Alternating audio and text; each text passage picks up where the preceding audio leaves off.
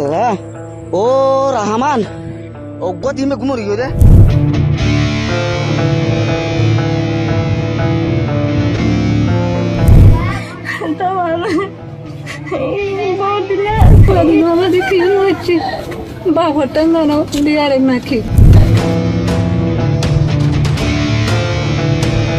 NF কখনো সরকারের বিপক্ষে ছিল না।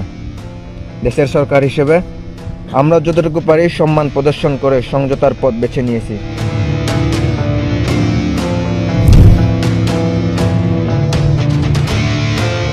আমি মনে করি এদেরকে এক জায়গায় রেখে সামরিক প্রশিক্ষণ দিয়ে অস্ত্র দিয়ে অন্তত 2 লক্ষ ফোর্স তৈরি করে back by Bangladesh army Myanmar আক্রমণ করে আপনার রাখাইন স্বাধীন করে ফেলবে। মানুষকে ভাবতে হবে, তুমি তো আর 5 লক্ষ লোকের খাবার দিতে পারবে না।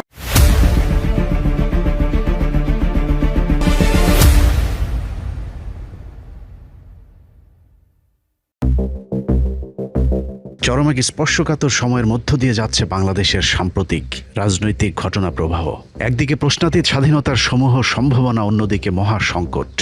সম্ভাবনা নাকি সংকট, কোন দিকে যাবে বাংলাদেশের ভবিষ্যৎ তা ঠিক করতে হলে প্রতিটি পদক্ষেপ হতে হবে নিখুঁত এবং দূরদৃষ্টি সম্পন্ন। তা না হলে অস্তিত্ব সংকটে পড়বে বাংলাদেশের সার্বভৌমত্ব।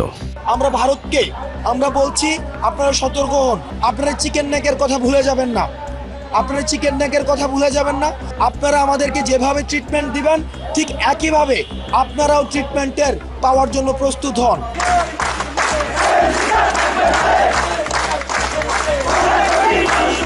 আমরা যখন গরম বক্তব্যে ভারতের চিকেন নেক দখলের দিবার স্বপ্ন দেখছি, তখন আমাদের চিকেন নেকের ঘাড় মটকে দেওয়ার সব পরিকল্পনা চূড়ান্ত করে ফেলেছে ভারত।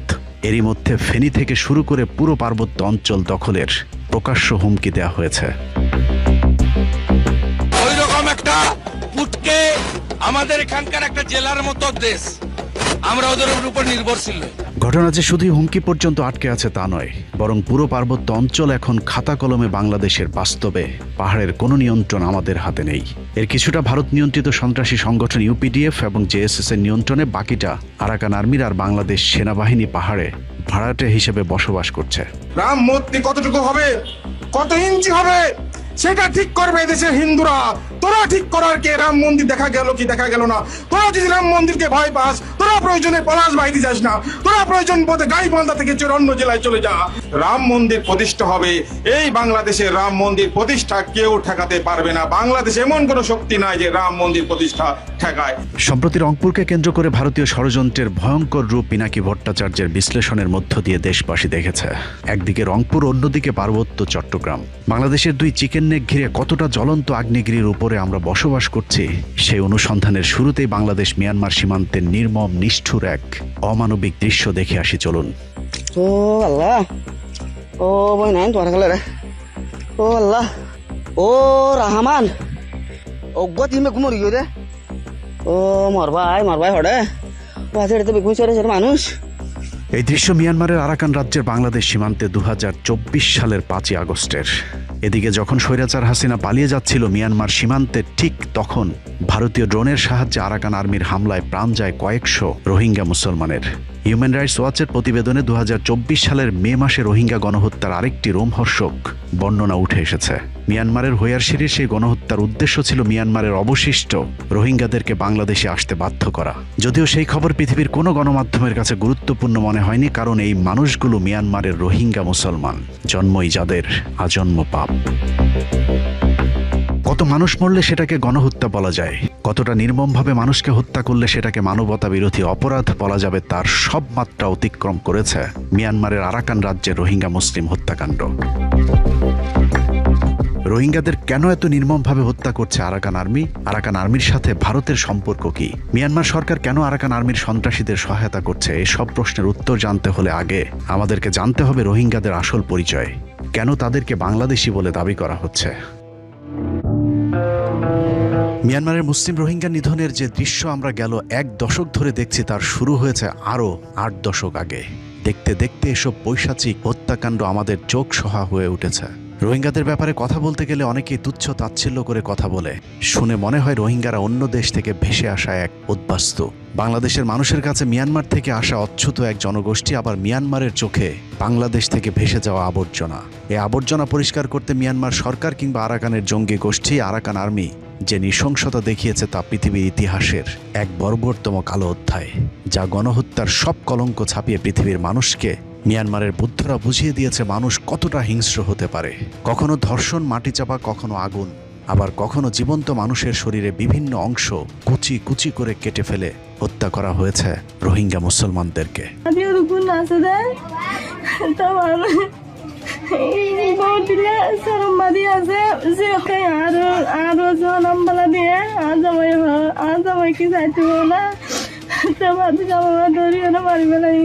মুখ বাগিয়ে মারি ফেলাই দে, মারি ভাত বলা আরে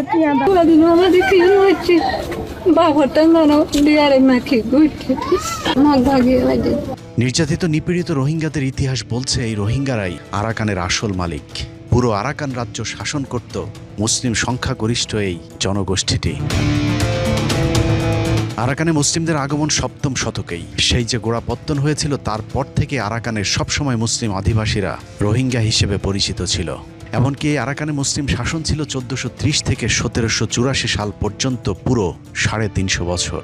সেই সময়ের ৩ জন রাজার সময়ের মুদ্রায় মুসলমানদের কালেমা অঙ্কিত ছিল।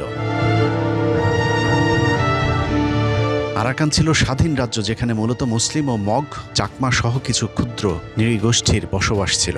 শাসন ক্ষমতায় মুসলমানেরা থাকলেও মগ সহ অন্য সংখ্যালঘুদের সাথে সম্প্রীতির সম্পর্ক ছিল সংখ্যাগরিষ্ঠ রোহিঙ্গা মুসলমানদের। ১৭৮৫ সালে বার্মিজ রাজা বদাপায়া আরাকান আক্রমণ করলে কিছু মুসলমান আরাকানে থেকে যায়, আর বাকি মুসলমানেরা চাকমা এবং মগদের সাথে মিলে নাফ নদী পার হয়ে চট্টগ্রামে এসে বসবাস শুরু করে। সেই থেকেই চাকমা এবং মগেরাও পার্বত্য চট্টগ্রামে বসবাস করছে। যে কারণে নাফ নদীর ওপার আর এপারের মানুষের মধ্যে ধর্ম, ভাষা এবং বর্ণের মিল রয়েছে। ভাষা এবং বর্ণের মিল থাকার কারণে আরাকানে থেকে যাওয়া রোহিঙ্গা মুসলমানদেরকে বাংলাদেশি বলতে শুরু করে মিয়ানমারের স্বৈর শাসকেরা। ১৭৮৫ থেকে ১৯৪৭ পর্যন্ত বৈষম্য থাকলেও রোহিঙ্গা মুসলমানদের উপর গণহত্যা চালানো হয়নি। কিন্তু ১৯৪৭-এর পর থেকে শুরু হয় নৃশংসতম হত্যাযজ্ঞ।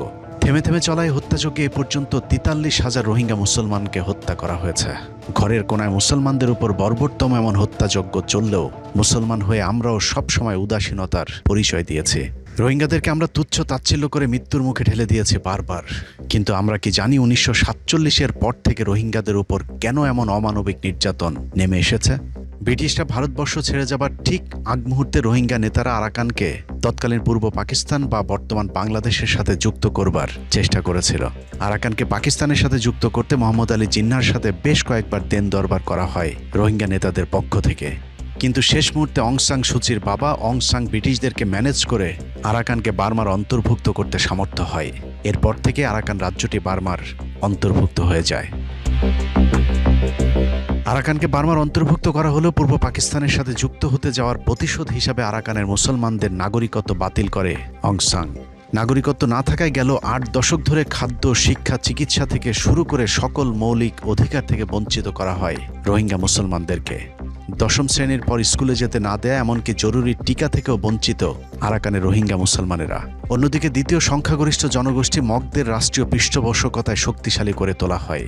সংখ্যাগরিষ্ঠ মুসলমানেরা যেন বিদ্রোহ করতে না পারে সে কারণে মগদেরকে প্রশাসনিক এমনকি মিয়ানমারের নিরাপত্তা বাহিনীতে ব্যাপকভাবে পদায়ন শুরু করে মিয়ানমারের রাজ্য সরকার, যার মূল উদ্দেশ্যই ছিল রোহিঙ্গা মুসলমানদেরকে দমিয়ে রাখা। মগরা যতই শক্তিশালী হয়েছে ততই মুসলমানদের উপর নির্যাতন বাড়তে থেকেছে। যখন যার ইচ্ছে হয়েছে মুসলমানদের বাড়িঘরে লুটপাট, মুসলিম নারীদের ধর্ষণ কিংবা হত্যাকাণ্ড ঘটিয়েছে, যার জন্য কারো কাছে মগদের কোনো জবাবদিহিতা করতে হয়নি। আমরা কথায় কথায় মগের মূল্যক বলতে নৈরাজ্যের যে জনপদকে বুঝিয়ে থাকি, এটাই সেই মগের মূল্যক। দিন যত বেড়েছে মগের মূল্যকে মগেদের অত্যাচার ততই বাড়তে থেকেছে। রোহিঙ্গাদেরকে যেহেতু নাগরিকত্ব দেওয়া হয়নি, সে কারণেই মগেরা চিন্তা করলো মুসলমানদেরকে আরাকান থেকে বের করে দিতে পারলে পুরো ভূখণ্ড তাদের দখলে চলে যাবে। এই চিন্তা থেকে শুরু হয় মুসলিম জনগোষ্ঠীর উপর পৈশাচিক নির্যাতন। পৃথিবীর মানুষ যার চূড়ান্ত রূপ দেখেছে ২০০৯ থেকে ২০২৪ সাল পর্যন্ত।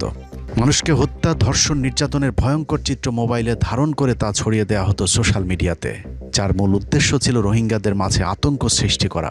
নৃশংস সেই হত্যাযজ্ঞের শিকার হয়ে জীবন বাঁচাতে রোহিঙ্গারা নাফ নদী পার হয়ে বাংলাদেশে পাড়ি জমায়। একে একে সেই সংখ্যা দাঁড়ায় 10 লাখে।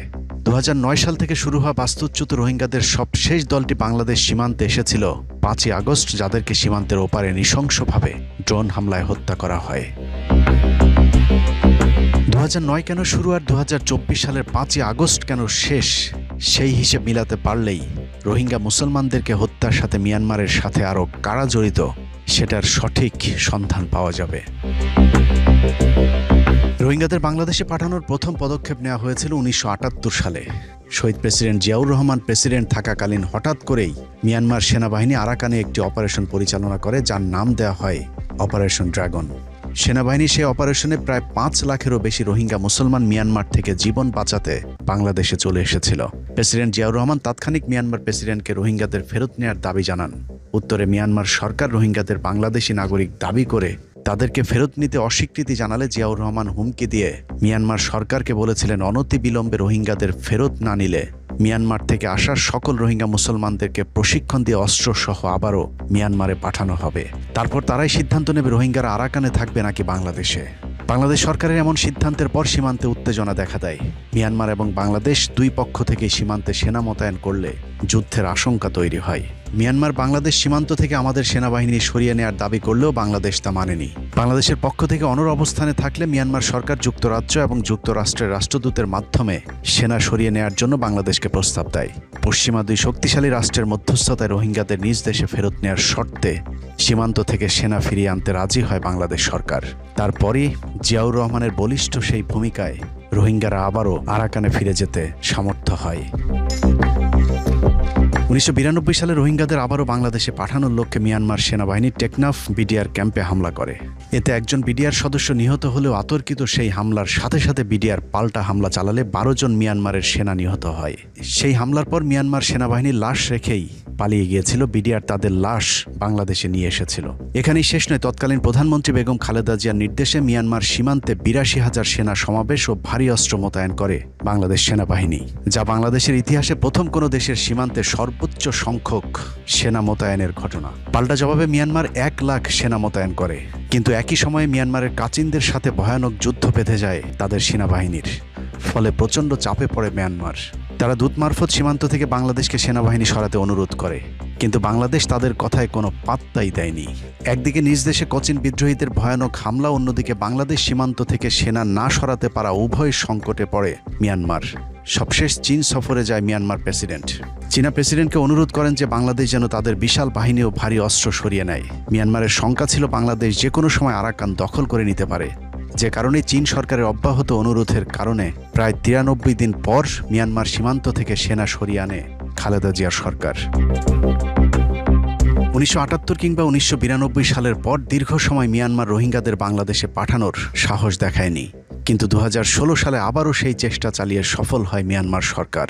প্রায় 10 লাখ রোহিঙ্গাদের বাংলাদেশে আসতে বাধ্য করে তাদের সন্ত্রাসী বাহিনীগুলো। রোহিঙ্গাদের মূল দলটি 2016 থেকে 17 সালের মধ্যে আসলেও এর শুরুটা হয়েছিল 2009 সালে আওয়ামী লীগ ক্ষমতায় আসার পর। 2009 সালের পিলখানা হত্যাকাণ্ডের 1 মাস পর প্রতিষ্ঠা করা হয় ইউনাইটেড লিগ অফ আরাকানের সশস্ত্র সংগঠন আরাকান আর্মি, যারা মূলত বৌদ্ধ ধর্মাবলম্বী মগ জাতির সশস্ত্র জঙ্গি গোষ্ঠী। তাদের উদ্দেশ্য ছিল মুসলিম রোহিঙ্গাদের আরাকান রাজ্য থেকে চিরতরে উৎখাত করা, কারণ আরাকান আর্মির জন্য স্বাধীন আরাকান রাজ্য প্রতিষ্ঠার বাধা ছিল দুটি, একটি বার্মিজ সরকার, আরেকটি আরাকানের সংখ্যাগরিষ্ঠ জনগোষ্ঠী রোহিঙ্গারা। রোহিঙ্গাদের প্রশ্নে আরাকান আর্মি এবং কেন্দ্রীয় সরকারের অবস্থান ছিল অভিন্ন, যে কারণে রোহিঙ্গা নিধনে আরাকান আর্মিকে অস্ত্রশস্ত্র দিয়ে সহায়তা করতে থাকে বার্মিজ সরকার। মুসলিম নিধনে এই দুই পক্ষের সাথে নতুন করে যুক্ত হয় ভারত। মূলত 2009 সালের এপ্রিলে ভারতের সহযোগিতায় আরাকান আর্মি শক্তিশালীভাবে আত্মপ্রকাশের সুযোগ পায়। ভারত কেন আরাকান আর্মির সাথে যুক্ত হলো সেটা জানা অত্যন্ত জরুরি। বাংলাদেশের সাথে ভারত ছাড়া আমাদের একমাত্র স্থল সীমান্ত রয়েছে মিয়ানমারের। বাংলাদেশ সীমান্তের ওপারে যদি মুসলমানেরা থাকে তাহলে বাংলাদেশের জন্য এটা বাড়তি সুবিধা। যে কারণে ভারত চেয়েছে সীমান্তের ওপারে এমন একটি পক্ষ থাকুক যাদের বাংলাদেশের সাথে বৈরী একটা সম্পর্ক থাকবে। যে কারণে পিলখানা হত্যাকাণ্ডের মাধ্যমে সীমান্তে বিডিআরের মেরুদণ্ড ভেঙে দেওয়ার পর শক্তিশালী করা হয় আরাকান আর্মিকে।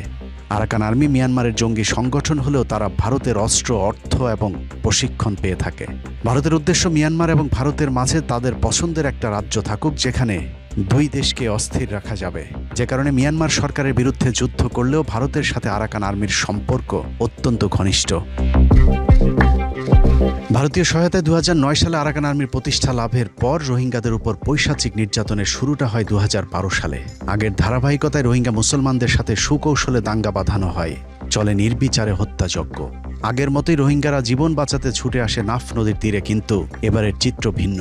বাংলাদেশের পক্ষ থেকে মিয়ানমার সরকারকে চাপ না দিয়ে উল্টো আওয়ামী লীগ সরকারের বেশ কয়েকজন এমপি মন্ত্রী সংসদে দাঁড়িয়ে রোহিঙ্গাদের বিরুদ্ধে বিষোদগার শুরু করেন। It is up to their government, so you should put pressure or you should talk to the Myanmar government, not to Bangladesh. It is not the Bangladesh people's responsibility, right? Awami লীগের রোহিঙ্গা বিদ্বেষী এরকম বক্তব্যের পর আশ্রয়প্রার্থী রোহিঙ্গাদের নৌকাগুলোকে আবারও মৃত্যুর মুখে ঠেলে দেয় বাংলাদেশ সরকার। এভাবেই 4 বছর ধরে চলেছে রোহিঙ্গা নিধন, কিন্তু বাংলাদেশ সরকারের পক্ষ থেকে মিয়ানমার সরকারের নিকট কোনো প্রতিবাদ জানানো হয়নি। মিয়ানমার সরকার বুঝে যায় ওপারের দেশটিতে এখন আর জিয়াউর রহমান কিংবা খালেদা জিয়ার মতো সরকার নেই, অতএব এটাই তাদের জন্য আদর্শ সময়। 2012 সাল থেকে রোহিঙ্গাদের উপর নির্যাতন শুরু করে 2016 পর্যন্ত গণহত্যার চূড়ান্ত রূপ দেয়া হয়। রোহিঙ্গা মুসলমানদের উপর এতটা নগ্নভাবে পাশবিক নির্যাতন চালানো হয় যে প্রায় 10 লাখ রোহিঙ্গা মুসলমান বাংলাদেশে আসতে বাধ্য হয়। আল্লাহর কাছে দোয়া করি, আল্লাহর কাছে মোনাজাত করি, আজিয়া ইউনিট দিয়ে আই বিয়াগুনে মিলি সাম্যর ঈদ যেন ওনারা নিজের বাড়ির জায়গায় ঈদ করি পারেন। তবে আপাত দৃষ্টিতে শেখ হাসিনা সরকার রোহিঙ্গাদের বাঁচাতে জায়গা দিয়েছে বলে প্রচার করা হলেও 5 বছর রোহিঙ্গাদের সন্ত্রাসী বলে মৃত্যুর মুখে ঠেলে দেয়া শেখ হাসিনা তাদেরকে জায়গা দেওয়ার মূল কারণ ছিল নোবেল পুরস্কার। যে কারণে মিয়ানমার সরকারের প্রতি এমন কোনো চাপ তৈরি করা হয়নি যার জন্য মিয়ানমার সরকার রোহিঙ্গাদেরকে ফেরত নিতে বাধ্য হবে।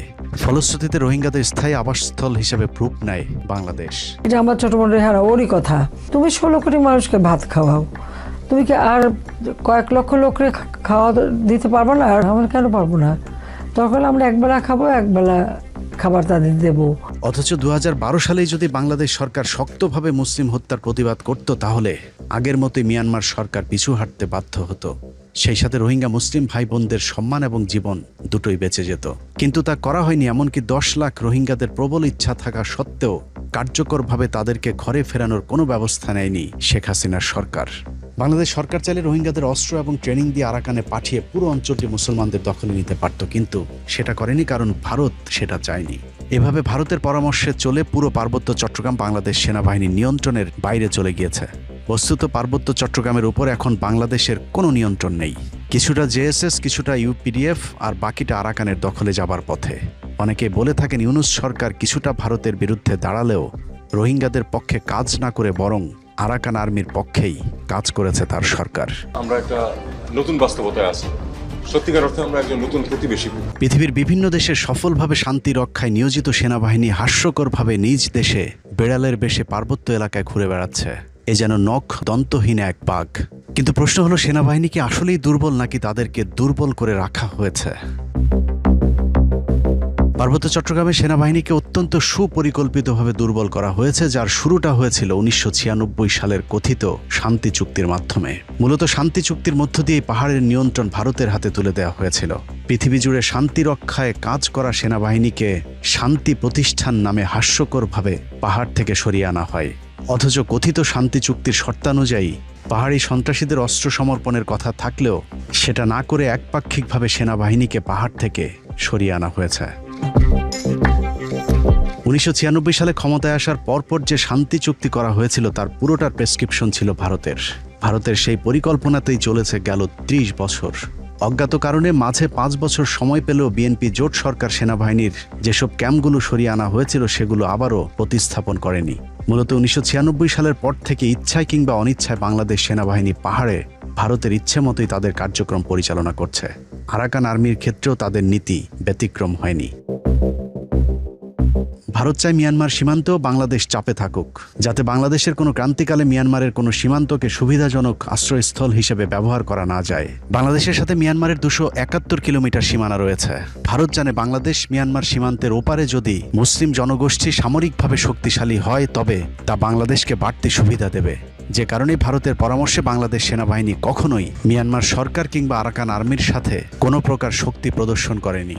ভারতকে খুশি করতে বাংলাদেশের কূটনীতি এবং সমন্বিতি এতটাই ইসলাম বিরোধী এবং বাংলাদেশ বিরোধী ছিল যে রোহিঙ্গা মুসলমানদের শায়েস্তা করতে বাংলাদেশের সীমান্তে নিযুক্ত গোয়েন্দা সংস্থাগুলো আরাকান আর্মিকে সব ধরনের সহায়তা করেছে, যা 2025 সালের ফেব্রুয়ারি মাস পর্যন্ত অব্যাহত ছিল। হাসিনা পরবর্তী সময়ে বাংলাদেশ সেনাবাহিনীতে থাকা ভারতীয় সেই বলয় কিছুটা নীরব থাকলেও বর্তমান সেনাবাহিনীকেও কার্যকর কোনো পদক্ষেপ নিতে দেখা যাচ্ছে না, কারণ শেখ হাসিনা নিয়োগ করে যাওয়া সেনাবাহিনীর সেই কর্মকর্তারা বেশিরভাগ এখনও তাদের আগের কর্মস্থলেই দায়িত্ব পালন করে যাচ্ছে। কিন্তু আরাকান আর্মি তথা পার্বত্য চট্টগ্রামকে সেনাবাহিনীর পূর্ণ নিয়ন্ত্রণে রাখতে না পারাটা আমাদের জন্য কতটা ভয়ঙ্কর, চলুন সেটা দেখা যাক। ভারত যেমন তাদের চিকেন নেক নিয়ে খুব দুশ্চিন্তায় থাকে, ঠিক একইভাবে বাংলাদেশেরও 2টি চিকেন নেক রয়েছে, যে ব্যাপারে আমরা অত্যন্ত বেখেয়াল, অথচ আমাদের এই চিকেন নেক কতটা ঝুঁকির মধ্যে রয়েছে তা নিয়ে আমাদের সরকারগুলোর কোনো পদক্ষেপ নেই। 2 चिकन स्नैक हैं, वो सब भारत से ही पूर्ण रूप से सराउंडेड हैं, और अगर हमने गर्दन मरोड़ दी तो बांग्लादेश बिखर जाएगा। एक तो ऐसा चिकन स्नैक है जो कि सिटिंग डक है, जो कि बस भारत जब चाहे तब उसको कैप्चर कर सकता है, वहां की डेमोग्राफी भी इसके फेवर में है। दूसरा जो सिटिंग डक उतना नहीं है, लेकिन वो बड़ा भारत के लिए एसेंशियल है। लेकिन अच्छी बात क्या है, वो 2 तरफ से भारत से ही घिरा है, तो भारत उसको भी जब चाहे कंट्रोल कर सकता है। আরাকান আর্মির মূল এজেন্ডা শুধু আরাকান নয়, মূল এজেন্ডা বাংলাদেশের বিশাল অংশকে যুক্ত করে গ্রেটার আরাকান প্রতিষ্ঠা করা, যা তারা এরই মধ্যে তাদের সংবিধানে সংযুক্ত করেছে। খুব সম্প্রতি আরাকান আর্মি সমর্থিত বৌদ্ধ ভিক্ষু ভেন ও কুন্ডালা আরাকান রাজ্যের একটি কল্পিত ম্যাপ তার ভেরিফাইড সোশ্যাল মিডিয়াতে শেয়ার করেছে, যেখানে দাবি করা হয়েছে এটা 1784 সালের আরাকান রাজ্যের মূল ম্যাপ। বর্তমান আরাকানের জেলা 18টি হলেও তাদের পরিকল্পিত নতুন ভূখণ্ডে জেলা 28টি। এখন প্রশ্ন হলো, তাহলে বাকি 10টি জেলা কোথা থেকে এলো? ভয়ঙ্কর তথ্য হচ্ছে, আরাকান আর্মির কল্পিত মানচিত্রে পার্বত্য চট্টগ্রাম থেকে শুরু করে ফেনী পর্যন্ত বাংলাদেশের 10টি জেলাকে তারা তাদের আরাকান রাজ্যে সংযুক্ত করেছে। আরাকান আর্মিপন্থী সন্ত্রাসী বৌদ্ধ ভিক্ষু ভারতীয় গণমাধ্যম তার ডিপ্লোম্যাটকে দেয়া আরাকান আর্মির চিফের একটি সাক্ষাৎকার শেয়ার করেছেন, যেখানে আরাকানকে খুব ক্ষুদ্র ভূমি উল্লেখ করে একে প্রসারণের দিকে ইঙ্গিত করেছে আরাকান সন্ত্রাসীদের এই প্রধান। আরাকানের কালাদান প্রজেক্টে ভারতের সাথে আরাকান আর্মির সম্পৃক্ততার বিষয়টিও আরাকান আর্মির চিফ এবং ভেনু কুন্ডালা নিজেই স্বীকার করেছেন।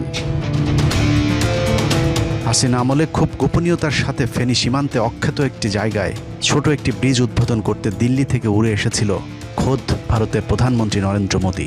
আপাত দৃষ্টিতে আমাদের কাছে ওই ব্রিজটি ছোট প্রকল্প মনে হলেও ভারতের জন্য এটা এক গুরুত্বপূর্ণ প্রকল্প, কারণ বাংলাদেশের এই চিকেন নেক আলাদা করতে আরাকান আর্মির ভারতীয় সেনাবাহিনীর সহায়তা প্রয়োজন। সে কারণে ভারত সরকার গুরুত্বপূর্ণ এই ব্রিজটি উদ্বোধন করতে তাদের প্রধানমন্ত্রীকে ডেকে আনে। একদিকে আরাকান আর্মিকে উস্কে দেওয়ার পাশাপাশি সুযোগ মতো বাংলাদেশের চিকেন নেক ব্লক করে ফেনী থেকে পুরো পার্বত্য এলাকা আলাদা করে দেওয়ার সব পরিকল্পনা চূড়ান্ত করে রেখেছিল ভারত সরকার।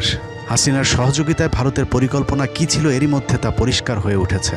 সম্প্রতি প্রকাশিত স্যাটেলাইট ছবিতে দেখা গেছে খাগড়াছড়ি থেকে মাত্র 24 মাইল এবং ফেনী থেকে মাত্র 96 মাইল দূরে মিজোরামের লেংপুই বিমানবন্দরকে ভারত এখন ফুল স্কেল এয়ারফোর্স বেজে আপগ্রেড করেছে। 26m×31m আকারের শেড এবং নতুন ট্যাক্সিওয়ে দেখে এটা স্পষ্ট যে ভারত সেখানে SU-30 সহ সকল আধুনিক যুদ্ধ বিমান পরিচালনার সর্বোচ্চ প্রস্তুতি নিচ্ছে। ওদিকে পশ্চিমবঙ্গের পানাগড় এয়ারফোর্স স্টেশনেও বড় ধরনের মেরামত ও পুনর্নির্মাণ শুরু করেছে ভারত সরকার। এখানেই শেষ নয়, সূত্র জানিয়েছে বাংলাদেশ থেকে আলাদা হয়ে একটি হিন্দু বৌদ্ধ রাষ্ট্র বানানোর জন্য রাজা বীর বাহাদুরের নেতৃত্বে পার্বত্য চট্টগ্রামের প্রায় 5000 পাহাড়ি সন্ত্রাসীরা আরাকান আর্মির সাথে যুক্ত হয়েছে, যাদের অনেকে প্রশাসনের সহযোগিতায় বাংলাদেশে আসা যাওয়া শুরু করেছে। এমনকি সম্প্রতি আওয়ামী মন্ত্রী বীর বাহাদুরকেও তার নিজ বাড়ির সামনে প্রকাশ্যে চলতে দেখা গেছে। এখানে আরাকান আর্মির কি ভূমিকা হবে? কারণ আরাকান আর্মিরও একটা ভূমিকা এখানে থাকবে, যেটা জানা যাচ্ছে, এবং যে পরিকল্পনা হচ্ছে তাতে মুজিব বাহিনীর পাশে থাকবে আরাকান আপনারা যদি বেশি বাড়াবাড়ি করেন, আমরা কিন্তু বিভিন্ন মানবতা, বিভিন্ন বিশ্বের দেশ থেকে সাহায্য চেয়ে আমরা বাংলাদেশ আর একটি প্রদেশ করব শুধুমাত্র সনাতনীদের জন্য। একদিকে ভারত আরাকান আর্মিকে পালছে, অন্যদিকে সন্তুল আর্মার ইউপিডিএফ জেএসএস-কে দিয়ে পাহাড়ি এলাকায় নিয়ন্ত্রণ রেখেছে। মূলত পাহাড়ে এখন কুকি চীন ছাড়া পাহাড়িদের সবকটি সশস্ত্র সংগঠন এখন ভারত নিয়ন্ত্রিত। কুকি চীন মূলত ভারতীয় সেনাবাহিনীর বিরোধী একটি সশস্ত্র স্বাধীনতাকামী সংগঠন। মণিপুরে ভারত কুকি চীনের বিরুদ্ধে চিরুনি অভিযান শুরু করলে কুকি চীন বাংলাদেশের পাহাড়ি অঞ্চলে এসে তাদের কার্যক্রম পরিচালনা করেন। কিন্তু কুকি চীন যেন বাংলাদেশের শক্তিশালী হয়ে ভারতীয় বাহিনীর সাথে লড়াই করতে না পারে, সে কারণেই ভারতের পরামর্শে বাংলাদেশ সরকার তাদের নির্মূলে ব্যাপক অপারেশন চালায়। এই একই কারণে পুরো আওয়ামী লীগ সময়ে কুকি চীনের উপর ব্যাপক অভিযান অব্যাহত রেখেছে হাসিনা সরকার। প্রথম আলো, ডেইলি স্টার এবং সময় টিভির প্রযোজনায় নাটক তৈরির পর কুকি চীনের যোদ্ধাদের উপর চলত নারকীয় হামলা। যদিও বাংলাদেশের জন্য পাহাড়ের মূল সমস্যা জেএসএস এবং ইউপিডিএফ, কিন্তু কুকি চীন ছাড়া আর কোনো সশস্ত্র গোষ্ঠীর বিরুদ্ধে বাংলাদেশি আইনশৃঙ্খলা বাহিনীগুলো কখনোই কোনো অ্যাকশনে যায়নি।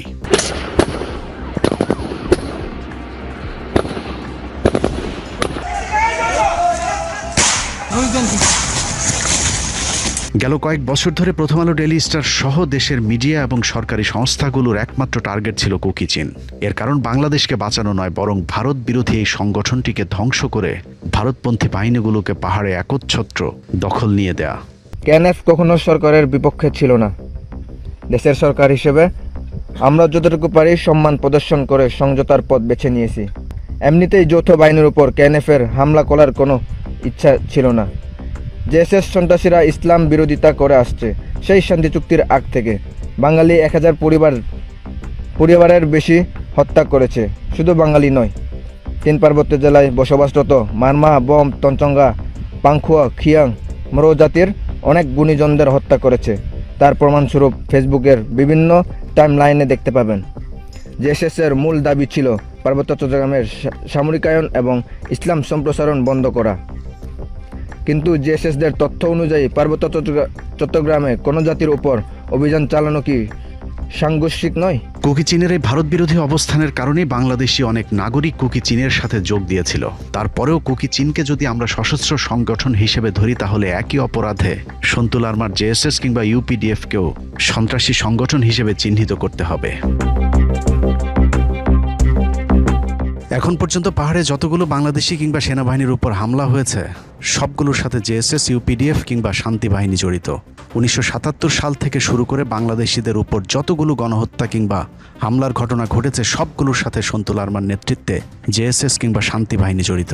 তারপরেও তাদের বাঁচাতে কথিত শান্তি চুক্তির নামে কার্যত পার্বত্য চট্টগ্রাম ভারতের হাতে তুলে দিয়ে আসা হয়েছে।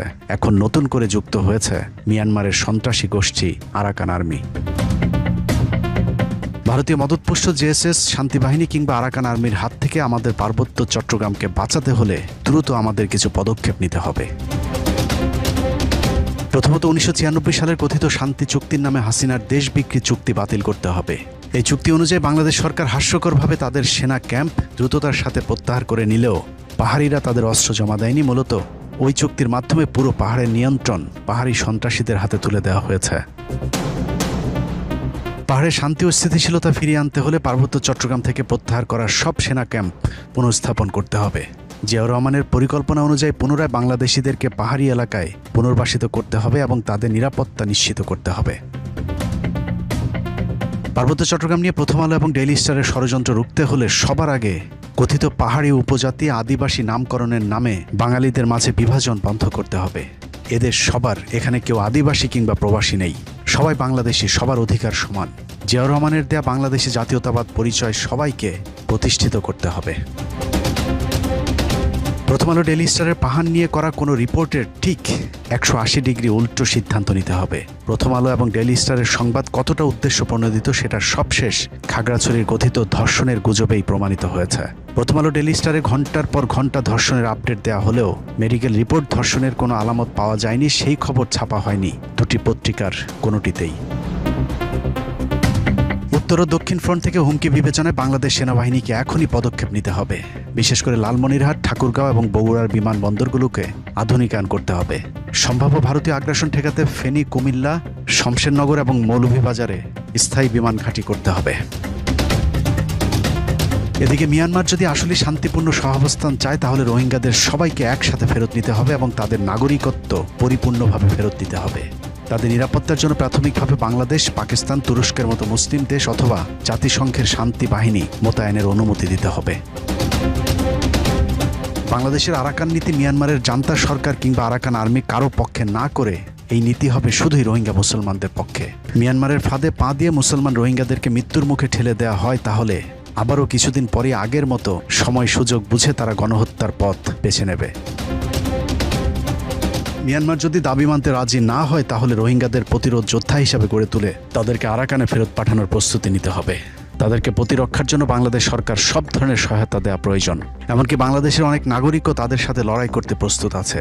আরাকানে যেহেতু মিয়ানমার সরকারের কোনো নিয়ন্ত্রণ নেই, সে কারণে আরাকানে রোহিঙ্গাদের ফেরত পাঠানো খুবই সহজ।